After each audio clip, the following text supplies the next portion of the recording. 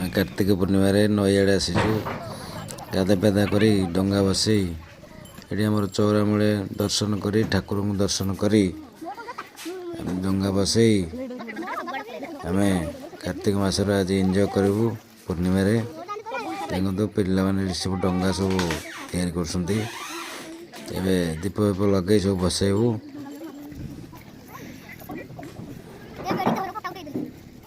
କାର୍ତ୍ତିକ ମାସ ଆଜି ସବୁଠୁ ମାସଙ୍କ ପାଳି ପାଳି ଆଜି ସବୁ ଡଙ୍ଗା ବସେଇ ସବୁ ପିଲାମାନେ ଭାଇ ଭଉଣୀମାନେ ଏନ୍ଜୟ କରୁଛନ୍ତି। ଏଠି ଆମର ଦୀପ ଲାଗୁଛି, ଭୋଗ ଲାଗୁଛି। ଏଠି ଆମର ମା ମାଉସୀ ମାନେ ପୂଜା କରୁଛନ୍ତି ଚଉରା ମୂଳରେ। ଦେଖନ୍ତୁ କେତେ କୁହୁଡ଼ି ପଡ଼ିଛି। ଡଙ୍ଗା ଆମର ଭସା ହେଇଗଲା। ଡଙ୍ଗା ତାର ଭାସି ଭାସି ତାର ଚାଲିବ।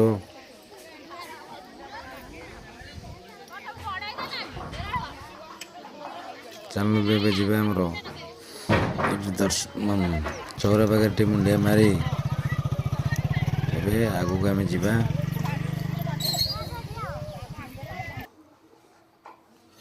ଏଠି ରାସ୍ତାରେ ଆମେ ଚାଲି ଚାଲି ଯାଉଛୁ। ଆମର ଆଗରେ କାଳୀ ମନ୍ଦିର ପଡ଼ିବ। ଏଠି ଦେଖନ୍ତୁ ବଗ କେତେ ସୁନ୍ଦର ଭୋର ଭୋର ଉଡ଼ୁଛନ୍ତି। ରାସ୍ତାରେ ଗଲାବେଳେ ବଗ ଉଡ଼ୁଛନ୍ତି ଦେଖନ୍ତୁ କେତେ ସୁନ୍ଦରରେ। ଏଠି ଆମେ ଯାଉଛୁ ଏବେ କାଳୀ ମନ୍ଦିର ପାଖକୁ। ପିଲାମାନେ ସବୁ ଚାଲିକି ଯାଉଛନ୍ତି, ଗାଁ ଲୋକ ବି ଚାଲିକି ଯାଉଛନ୍ତି।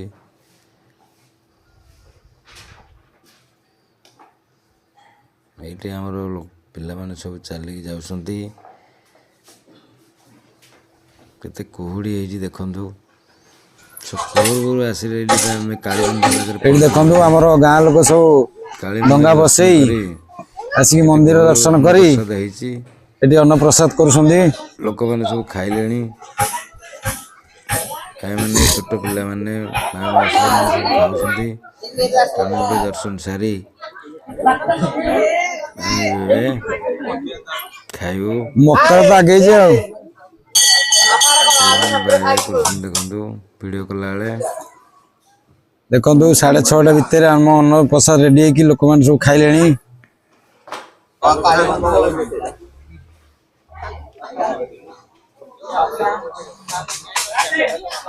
ଦେଖନ୍ତୁ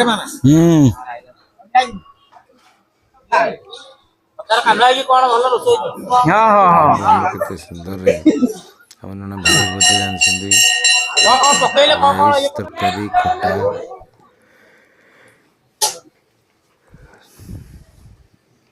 ଏଠି ମନ୍ଦିର ଆମର କାଳୀ ମନ୍ଦିର।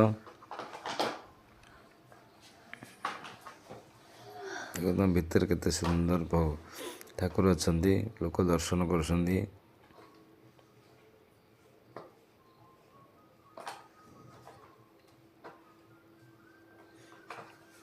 ଦେଖନ୍ତୁ କେତେ ସୁନ୍ଦର କାଳୀ ଠାକୁର ହେଇଛନ୍ତି।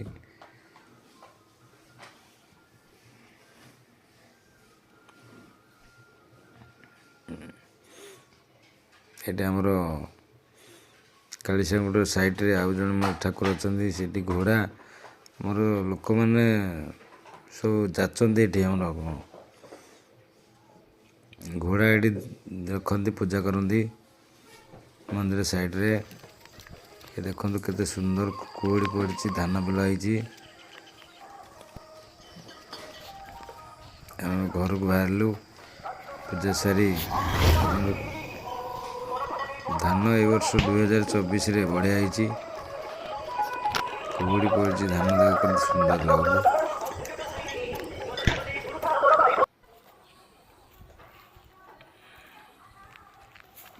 ଦେଇକି ଦେଖନ୍ତୁ ଧାନ ବିଲ ମଝିରେ ଆମେ ଚାଲି ଚାଲି ଯାଉଛୁ। ଆମେ ଘରକୁ ଆସି ଆମେ ଜଗନ୍ନାଥ ମନ୍ଦିର ବାହାରିଲୁ। ଏଇଠି ଆମର ଯେତେ ଜଗନ୍ନାଥ ମନ୍ଦିରକୁ ଦର୍ଶନ କରି ଆସିବେ। ଏଇଠି ଜଗନ୍ନାଥ ଗୋଡ଼ା ଧୋଇ ମନ୍ଦିର ହେଇକି କରରେ ଗୋଟେ ଦର୍ଶନ କରି ପୋଖରୀ ଯିବେ। ଅଛି। ଏଠି ଘୋଡ଼ା ଧୋଇ ଏଇଟା ଆମର ପାଦ ଚଲା ରାସ୍ତାଟା ସେପଟେ ଗାଁ ଭିତରେ ଅଛି। ମୋଟରସାଇକେଲ କାର ଫାର ଯାଇପାରିବ। ଏଇ ମୁଣ୍ଡିଆ ଭିତରେ ଦେଖନ୍ତୁ ଆମର ଜଗନ୍ନାଥ ଠାକୁର ଅଛନ୍ତି। ଚାଲନ୍ତୁ ଦେଖିବା ଆଗକୁ କଣ ହଉଛି।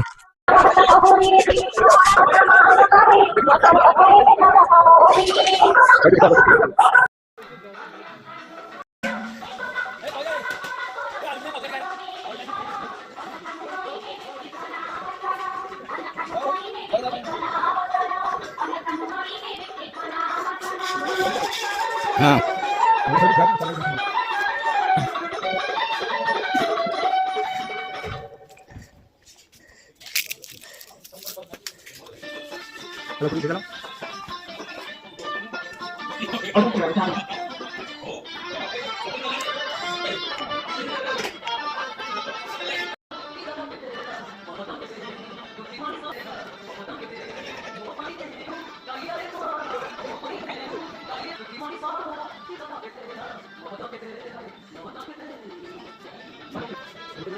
हाँ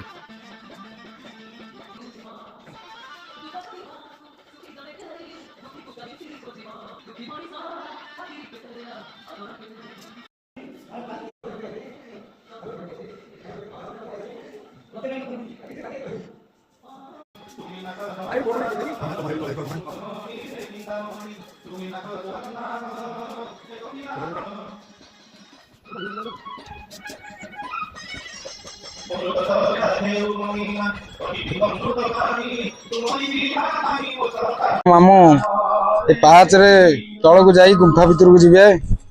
ଗୁମ୍ଫାର ଦୃଶ୍ୟ ସବୁ ଆମକୁ କହିବେ। ଏଠି କୋଉ ଠାକୁର ଅଛନ୍ତି, କେତେ ବର୍ଷ ହେଲା ରହିଲେଣି।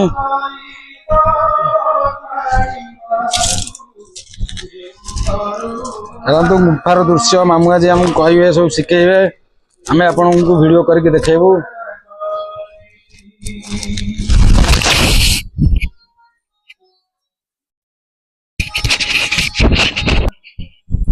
ମାମୁଁ ଏ ଗୁମ୍ଫା କେତେ ବର୍ଷ କଣ ହେଲାଣି, କୋଉ ଠାକୁର ଅଛନ୍ତି କହିଲେ? ଗୁମ୍ଫା ଆମେ ଜାଣିବାରେ ଆମକୁ ତ 50 ବର୍ଷ ହେଲାଣି, ତା ଆଗରୁ କିନ୍ତୁ ଆମେ 50 ବର୍ଷ ଭିତରେ ଗୁମ୍ଫା ଆମେ ଦେଖି ଆସୁଛୁ। କାରଣ ସେତେବେଳେ ଜଗନ୍ନାଥ ମନ୍ଦିର ଏଇ ଗୁମ୍ଫାରେ ଥିଲେ।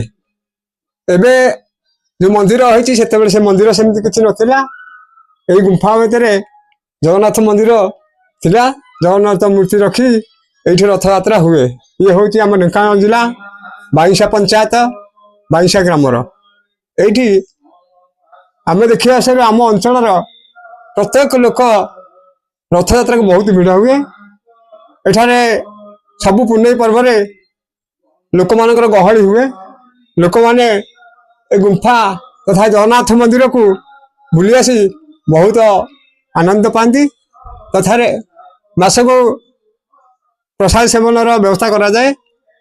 ଆଉ ମଧ୍ୟ ଏ ଗୁମ୍ଫା ଯେତେ ଝଡ଼ି ବର୍ଷା ହେଲେ ବି ଲୋକମାନେ ଯଦି ବର୍ଷା ହେଲା ଏ ଗୁମ୍ଫାରେ ରହିଯାଆନ୍ତି।